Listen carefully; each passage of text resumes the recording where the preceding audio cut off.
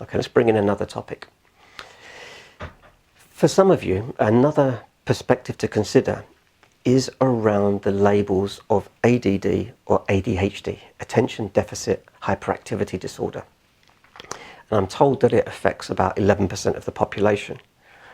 Got to be honest, I'm not a specialist in this field.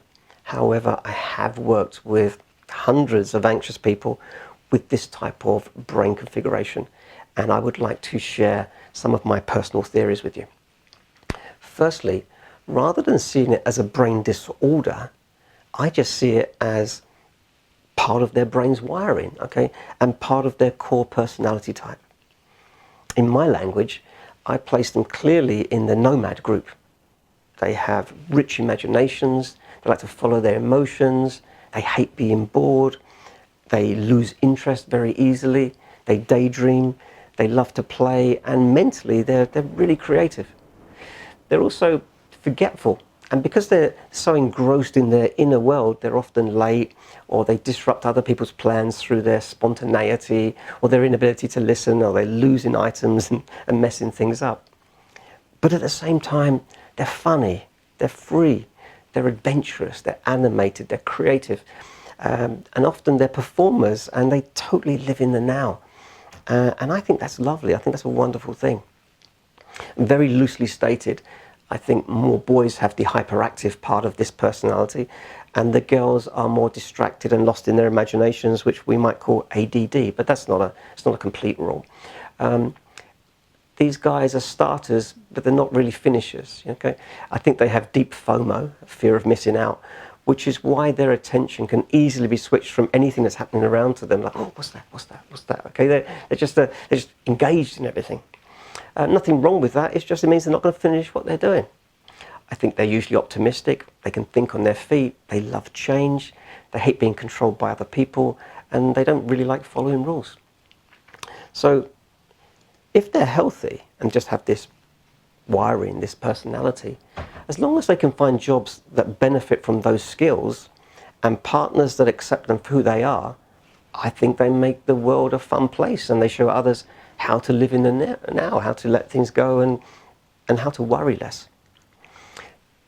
They don't usually have anxiety or OCD, but if they do, it's nearly always from having their nomadic nature repressed during their childhood by school, teachers, parents, or anybody who tried to force them into complying rather than being a free spirit, or push them into following rules or becoming more settler. Basically, they think they should be friendly and dutiful, but underneath is the desire for freedom and expression. And this conflict is exhausting. And it usually results in anxiety and the pure O side of OCD, meaning more intrusive thoughts than actual compulsions. A while back, I watched a documentary about ADHD, and the author was suggesting something like, in the early evolution of mankind, this personality type had a really influential role to play. They were self-confident and they were adventurous enough to leave the main group, to go off exploring. They were brave enough, or you could say, didn't worry about what might happen to them. They could think on their feet if they met any dangers, and they were social enough to meet new tribes, make connections, and to start trading. This meant that they started new tribes in new areas, or they reported back to their original tribe with information on food, land, dangers, and opportunities. This is a really powerful role, okay? And the role is still available today. And many entrepreneurs, performers, artists, explorers, writers, activists have ADHD or ADD, and they're happy, and they've learned how to channel that energy and creativity into subjects that they feel passionate about, and in ways that suit them rather than convention. So please, don't let any labels of ADD or ADHD hold you back. I see them as superpowers that very few people possess.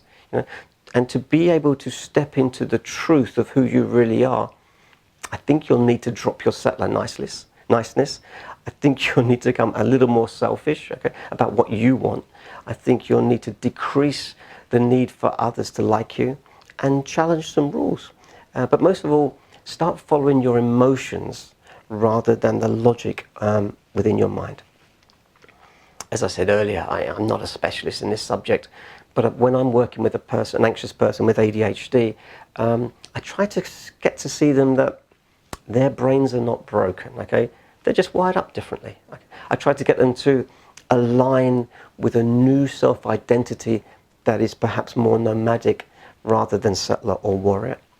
I try to teach them ways to switch off their external radar so they can focus on a single task to follow it through, okay? That actually, they think they're missing out on stuff, but you're not really missing out on anything. It's just other stuff going on. Finish what you're doing.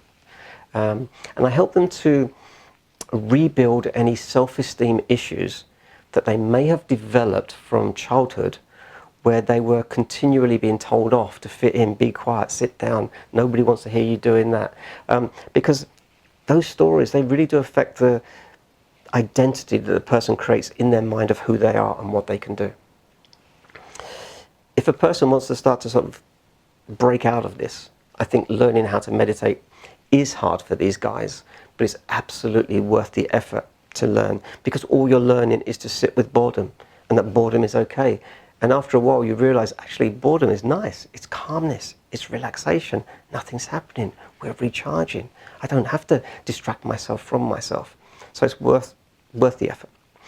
I think also things like martial arts or other discipline-based sports really help them to train their minds to keep a single focused attention and to follow useful rules. And then finally, I think letting their playful side out is key to change. Joining a choir, amateur dramatics, playing in a band, or getting involved in a creative projects, all of these really, really help for the person to change the story that they have about themselves.